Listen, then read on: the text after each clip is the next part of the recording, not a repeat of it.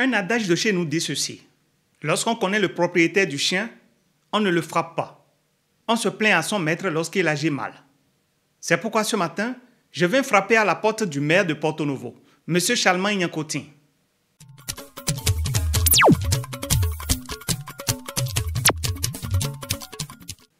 Bonjour à toutes et à tous et bienvenue sur ma chaîne Achille Free. À travers ma vidéo d'aujourd'hui, je voudrais dénoncer des faits. 3 au total. Le premier est un fait de corruption qui concerne la mairie de Porto-Novo. Certes, un autre adage populaire affirme que le chien du roi est le roi de tous les chiens. Mais à moins qu'on ne me démontre le contraire, le Bénin reste et demeure une république, et non une monarchie. Et je ne pense pas que la ville de Porto-Novo ait été déclarée monarchie. Et donc, dans une république, le chien du chef ne peut jamais être le chef de tous les chiens. Alors, pourquoi cette rhétorique aujourd'hui?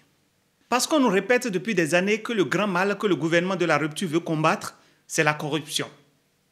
Et c'est justement au nom de cette fameuse lutte que des compatriotes ont été jetés en prison ou forcés à l'exil. Le cas le plus récent, Richard Boni, président du parti Le Libéral. Mais dans ce contexte, comment expliquer l'acharnement et le rançonnement que subissent les conducteurs de taxi de la part de votre beau-frère, M. Christian Kpadonou, dit Chriso?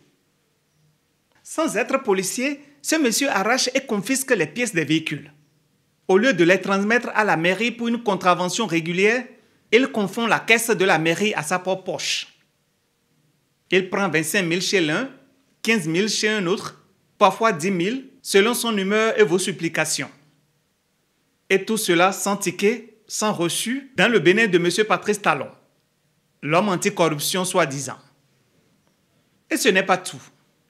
Il poursuit les véhicules avec une herse métallique, c'est-à-dire une pique roue. Le samedi dernier, un chauffeur venant d'Avrancourt a été arraisonné par Chriso sous prétexte de chargement hors pack.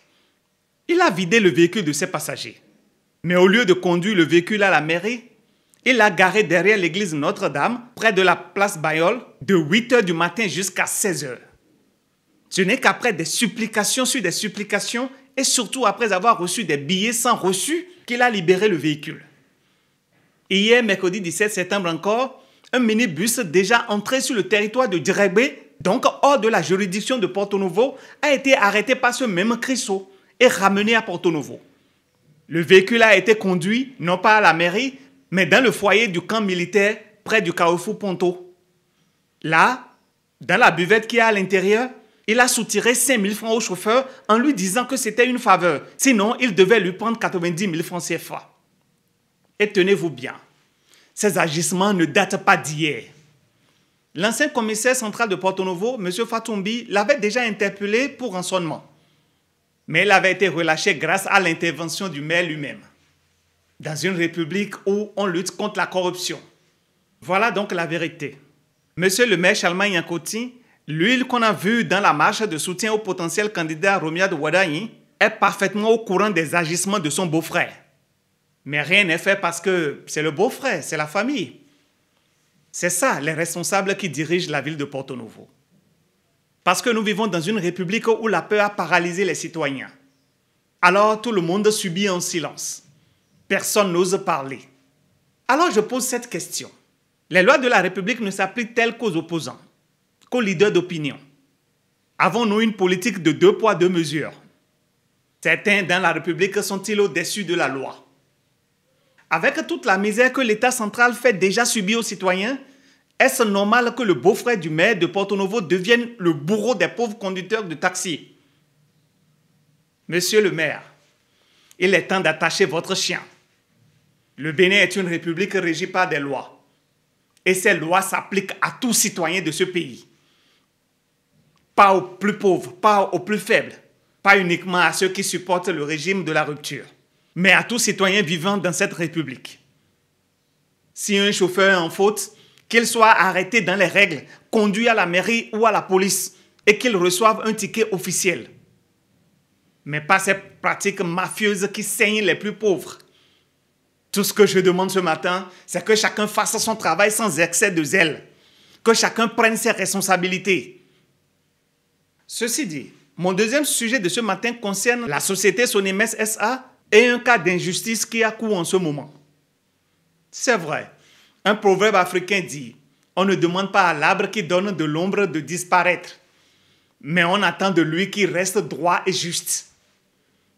C'est dans cet esprit que je viens aujourd'hui dénoncer une situation grave qui concerne la société Sonimes SA, spécialisée dans le négoce, l'import-export, la quincaillerie et l'alimentation générale. Monsieur Zachary Okiri, directeur général de Sonimes SA.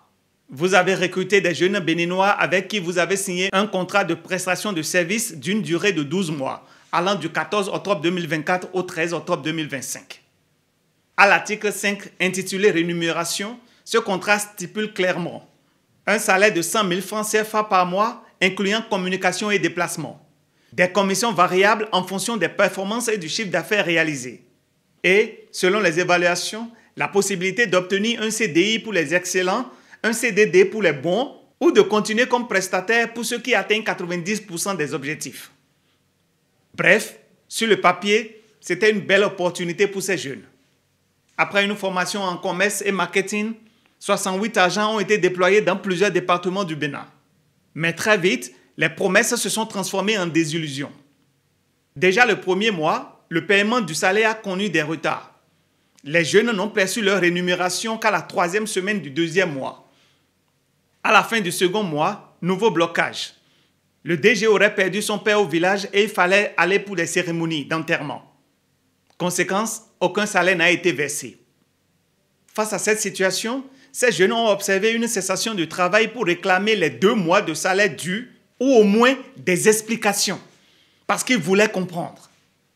Mais au lieu de dialoguer, la société leur a adressé une lettre référencée 015-01-25-CAB-DG-INT-SP, signée par M. Séraphin Yato, directeur général intérimaire, dont l'objet était suspension du contrat de prestation de service. Cette lettre invoque des résultats jugés entre griffes non conformes aux objectifs comme motif de suspension. Mais soyons clairs, est-ce vraiment une question de performance? Ou bien la conséquence directe de leurs revendications légitimes pour obtenir leur salaire? Monsieur Séraphin Yato, je vous rends cette justice. Verser 100 000 francs CFA à un employé dans ce pays où le SMIC est à 52 000, c'est déjà un effort. Vous faites mieux que certaines mairies, comme celle de Porto-Novo qui paie ses collecteurs 45 000 francs CFA. Dans un contexte où l'emploi est rare et souvent précarisé, où on a détruit plus d'emplois qu'on en a créés, où la loi sur l'embauche favorise l'esclavage de nos compatriotes, il faut saluer l'effort d'avoir embauché ces jeunes. Monsieur le directeur intérimaire, pour ça, je vous dis déjà merci. Mais reconnaissez aussi ceci. On ne peut pas parler d'emploi digne si l'on ne respecte pas la chose la plus élémentaire, le paiement régulier du salaire.